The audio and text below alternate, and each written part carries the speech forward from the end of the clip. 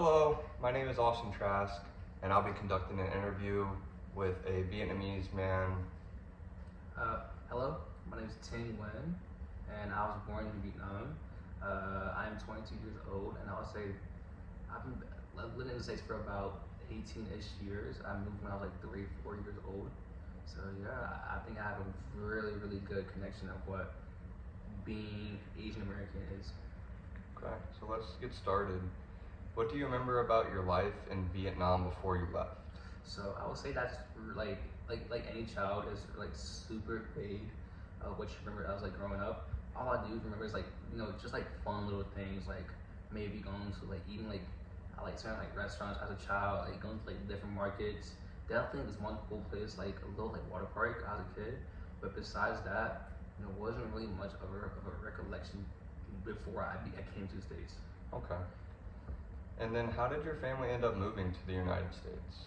From what I know, I don't know if they're like exact details or specifics.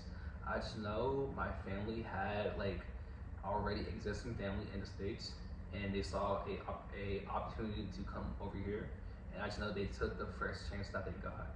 More so just to live a more better life, because like up in like the early like 2000s, even like 90s, 80s, overseas, definitely out east, the idea of like the like American dream was such like a sought out thing, especially like foreigners.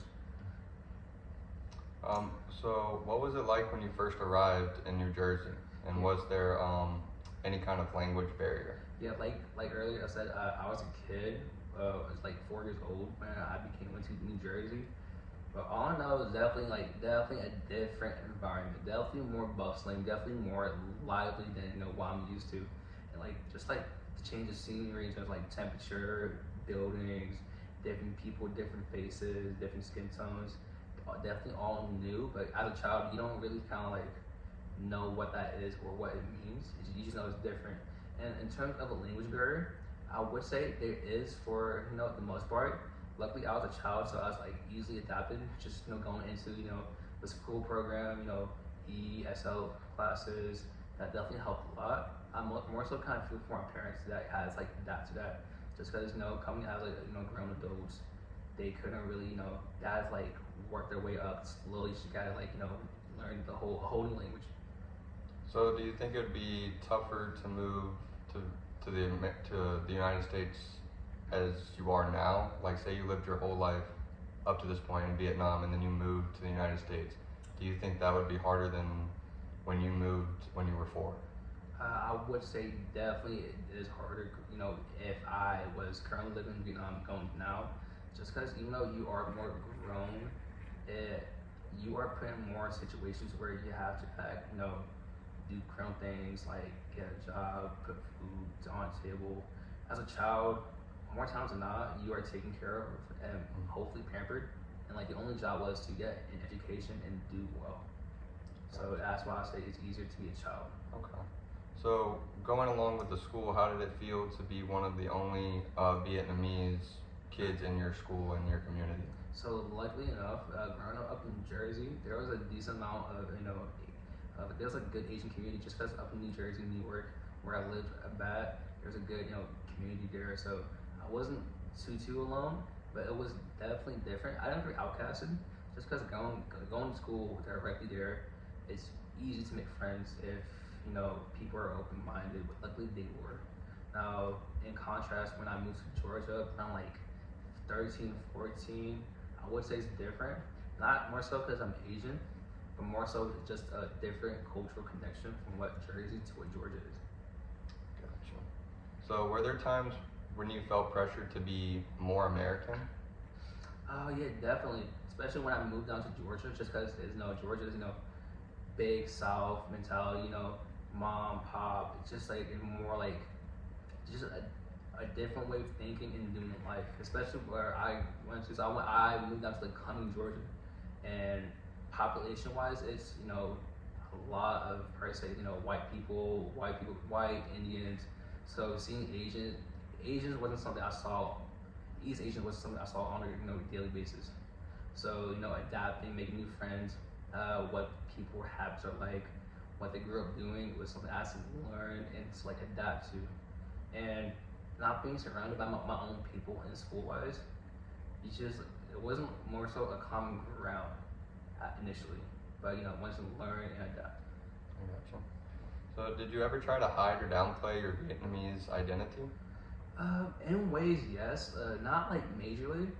So like, let's say like, it's not like not more so me trying to hide it. It's more so trying to create like a convenience of things. Mm-hmm. So let's say like I want to go like, so my name's Tin, but like spelling out wise it's Thien, pronounced Ting. So that could get really confusing.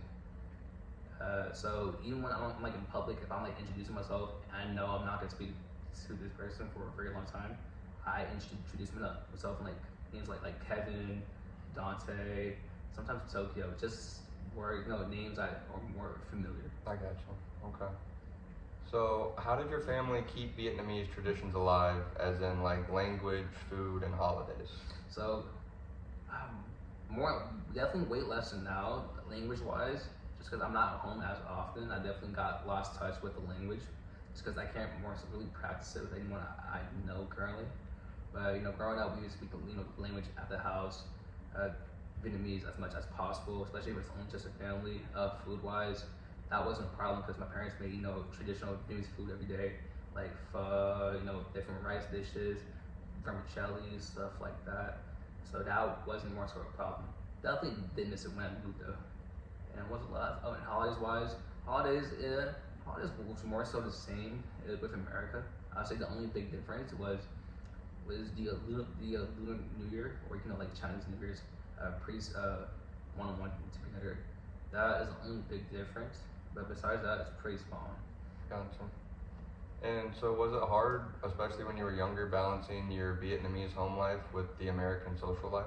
I would say definitely, because I'd say Vietnamese home life is definitely more of a tough love and more like disciplined household, rather than like my peers where like it kind of been like more open in terms of like doing things outside, going out. But we learn to adapt different situations. So I want to say it's hard, but it's definitely just different compared to my peers. I gotcha. So, growing up, did your parents like push you to pursue certain careers that maybe you didn't necessarily want to pursue? Luckily enough, that stereotypical thing, which is true to, in a sense, was really prevalent in my household. It was just more so of they want me to be happy and just do good in school. Regarding career wise, they just something that makes money. I'm happy, puts food on the table. As long as it checks off all those boxes wise, they are satisfied. Okay, cool. So, do you feel more Vietnamese or American now? I'll say 50-50. So if I'm in a room full of Asians, I feel the least Asian. Right. But in a room full of everyone else is different cultures, I feel the most Asian. Okay. So it's just more so a product of my situation in a sense. Okay. So, are there parts of Vietnamese culture that you've grown to appreciate now that you've grown up in America? I'll say definitely the thing I most appreciate the most is definitely the food. Being away from home, not having access to traditional Vietnamese food, especially me living by myself, is something I don't get to eat often, especially with my current schedule. So definitely do missing food. I gotcha. And they do a good job with trying to accommodate for foreigners with different kinds of restaurants in certain areas, and like the restaurants and stuff like that. So how do you think your story is different from somebody that would be a second or third generation Asian American? Yeah, I'll say my story is different from a second and third generation. More so is, I would say so along the lines of, being a first generation, we kind of had to like work our way into what we have now.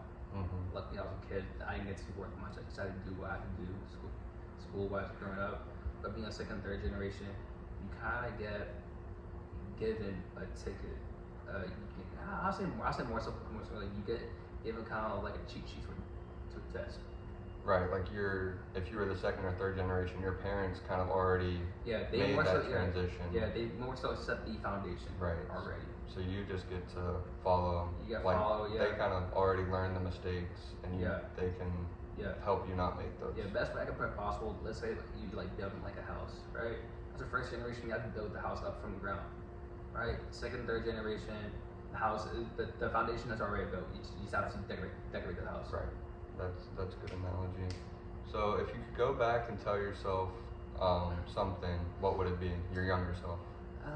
Definitely to more so just to be proud of who you are. Just cause things are different, you shouldn't hide it in yourself. More so, you should embrace the situation and get the most out of what you can. All right, Chang. Thank you very much for meeting with me today. Yeah, absolutely, man. It's a pleasure.